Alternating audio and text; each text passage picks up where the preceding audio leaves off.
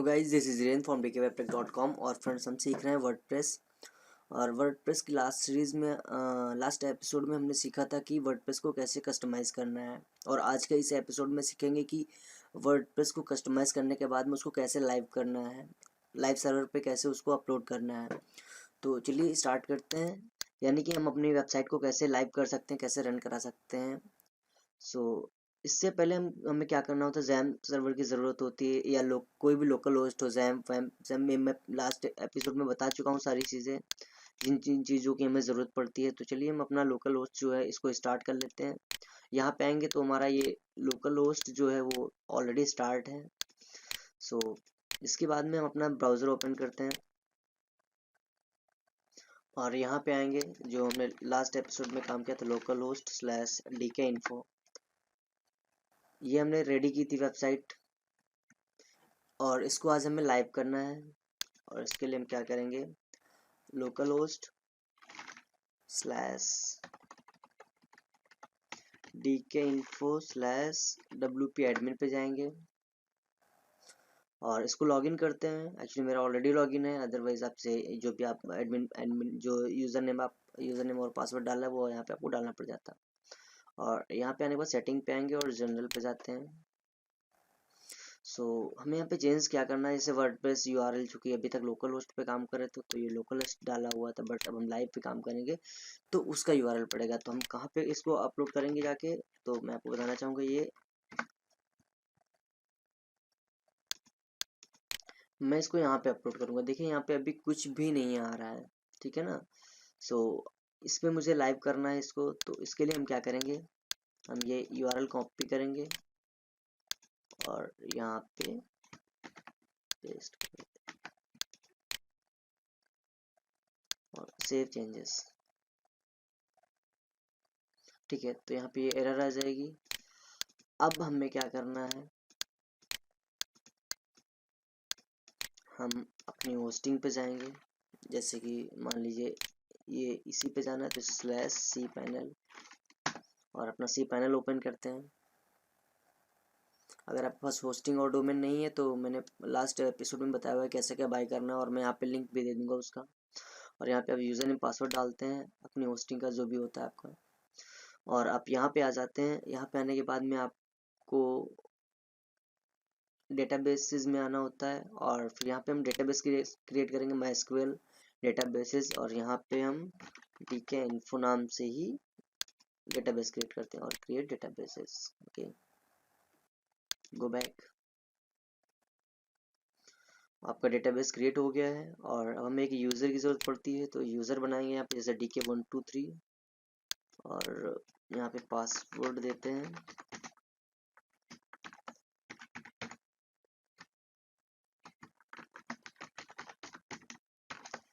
Okay, यहाँ पे password दे दिया हमने इसका यूज़र का। फिर दोबारा पासवर्ड टाइप करना है, क्रिएट अ यूज़र dk123 याद रखना होगा आपको। फिर बैक जाएंगे और अब हमारा डेटाबेस क्रिएट हो गया है और पासवर्ड यूज़र भी क्रिएट हो गया है। तो अब थोड़ा और नीचे आएंगे, add a user to database करेंगे। तो यहाँ पे यूज़र जो भी होगा आपको सेलेक्ट कर लेंगे और डेटाबेस किसको इससे सेलेक्ट करवाना है और ऐड कर देंगे। यहाँ पे आने के बाद ऑल प्रिविलेजेस कर देंगे और मेक चेंजेस, गो बैक। यहाँ पे आपको इतना काम करना होता है। अब इसके बाद में आपको क्या करना होगा,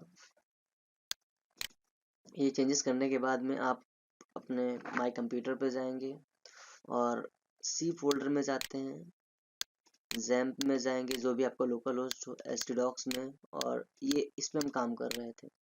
यहाँ पे आएंगे और wp कॉन्फ़िगर करके ये आपकी है और इस पे क्लिक करते हैं, wp कॉन्फ़िगर पे राइट क्लिक करेंगे और एडिट विद नोटपैड। ओके, इतना किया। अब यहाँ पे हमें डालना होगा डेटाबेस नेम क्या है। यहाँ पे आएंगे और हमारा डेटाबेस नेम क्या है, ये है, कॉपी करेंगे नोटपैड पे आएंगे और यहाँ पे डेटाबेस नेम डाल देंगे। ओके, इसके बाद में हमारा यूज़र, अभी तक हमने लोकल होस्ट पे यूज़र डालते थे रूट, बट यहाँ पे जो यूज़र हमने बनाया हुआ है ये हमारा यूज़र है, और यूज़र यहाँ पे रूट की जगह पे इसको पेस्ट कर देते हैं। अब पासवर्ड आता है तो पासवर्ड जो हमने वहाँ पे डाला हुआ वो यहाँ पे डाल देंगे। ओके, इतना यहाँ पे करना होता है और इसको सेव कर देंगे। इतना चेंजेस करने के बाद में अब हम क्या करेंगे, यहाँ पे आएंगे और इसको हम पूरे को सेलेक्ट करेंगे, राइट क्लिक करेंगे और सेंड टू कंप्रेस्ड कर देंगे इसको। ठीक है, इसको हम कंप्रेस कर देते हैं और हम यहाँ पे ये काम यहाँ से ख़त्म हो गया। होम पे आएंगे, होम पे आने के बाद में फाइल मैनेजर पे आते हैं और ओके, हमें transgangacity.in में डालना है इस फाइल को, ये हमारा डोमेन है। हम यहाँ पे transgangacity ढूंढेंगे, ये वाला है हमारा, और यहाँ पे आएंगे। ओके, और यहाँ पे उसको अपलोड कर देना है, अपलोड करेंगे।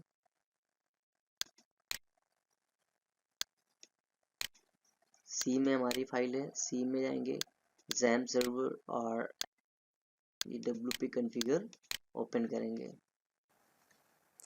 थोड़ा सा टाइम लेगी ये अपलोड होने में, और तब तक हम यहाँ पे लोकल होस्ट पे आते हैं, थोड़ा सा काम कर लेते हैं। लोकल होस्ट पे आएंगे और यहाँ पे PHP my admin ओपन करते हैं, और ये DK info जो हमारा डेटाबेस बना हुआ है इसको हम एक्सपोर्ट कर लेते हैं। कस्टम पे क्लिक करेंगे और यहाँ पे आप नाम कोई भी दे सकते हैं, आप DK info भी कर सकते हैं, जैसे कि हम DK info ही कर दे रहे, कोई प्रॉब्लम नहीं। आप इसका दूसरा भी नाम दे सकते हैं और इसको हम गो पे क्लिक करते हैं। ठीक है, और ये हमारा SQL फाइल नीचे डाउनलोड हो गई है।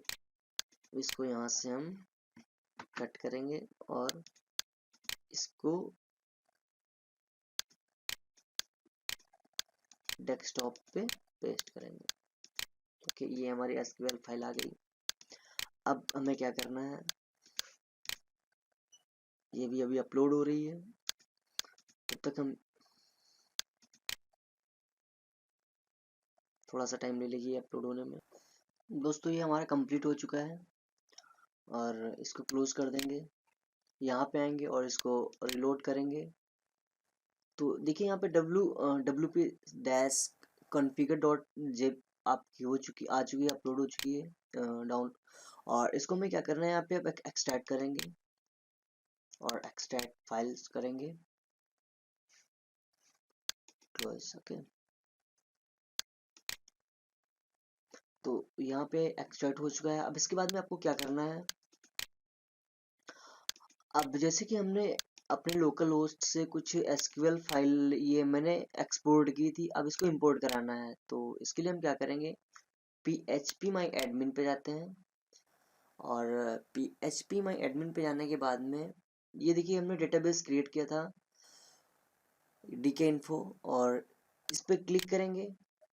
क्लिक करने के बाद में हम यहाँ इंपोर्ट पे आते हैं और चूज फाइल करेंगे, डेस्कटॉप पे जाते हैं और हम उस फाइल को इंपोर्ट कर लेते हैं। ठीक है, और यहाँ पे गो।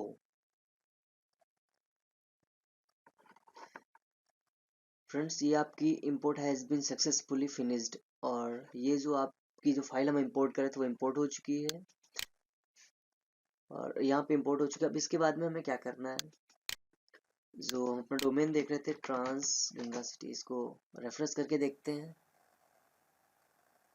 और आप देख सकते हैं आपकी जो वेबसाइट है वो लाइव हो चुकी है। तो काफ़ी इजी है, आप इस तरीके से अपनी वेबसाइट को लाइव कर सकते हैं। तो फ्रेंड्स कैसा लगा ये वीडियो ट्यूटोरियल, अगर आपको अच्छा लगा है तो लाइक करिए, शेयर करिए अपने फ्रेंड सर्कल के बीच में, और अभी तक आपने हमारे चैनल को सब्सक्राइब नहीं किया है तो चैनल को सब्सक्राइब कीजिए। तो चलिए मिलते हैं नेक्स्ट वीडियो में एक नई जानकारी के साथ, तब तक के लिए बाय बाय, टेक केयर।